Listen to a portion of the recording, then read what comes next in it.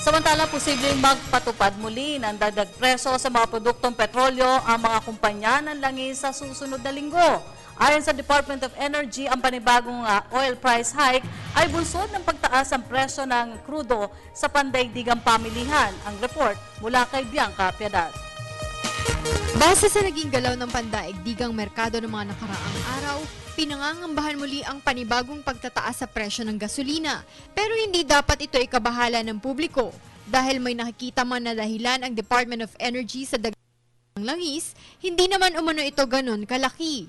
Ito ang tiniyak ni Energy Director for Oil Industry Management Bureau Zenny Monsada. Pero talagang makita mo yung price sa market, nag-iiba every day. Oo, nagpa-fluctuate. In fact, sa diesel, $2 increase, $2 decrease, $2 increase. Ganun yung nangyari sa kanya. Pero, so, significant pa kung ano mangyari sa trading today.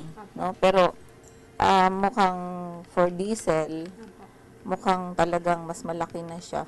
Paliwanag niya, nakita nila ang pabago-bagong galaw ng international market sa nagdaang 4 na araw maging ang paglakas ng dolyar kontra piso. Bunsod na rin ang panunumbalik ng ekonomiya ng Estados Unidos. Oras aniya na matanggap nila sa Lunes ang market report ngayong araw ay sa kanila ilalabas kung magkano ang magiging resonableng dagdag presyo ng mga kumpanya ng langis. Pero siyempre, Monday, hindi pa rin kami magsabi kung magkano yung increase kasi magko-confirm lang naman kami kung yung i-implement ng oil companies naaayon doon sa aming calculations. Sakali namang matuloy ang oil price hike sa susunod na linggo, ang diesel ang magtataglay ng mas malaking dagdag kaysa gasolina. Samantala nilinaw naman ni Monsada ang mga bintang na minamanipula ng gobyerno ang pagtaas-baba ng presyo ng langis bago at pagkatapos ng halalan. Nagkataon naman na week ng election, increase na eh.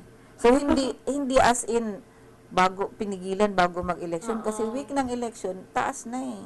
Ayon sa opisyal ng DOE, wala itong katotohanan dahil hindi naman naiimpluwensyahan ng eleksyon ang domestic pricing.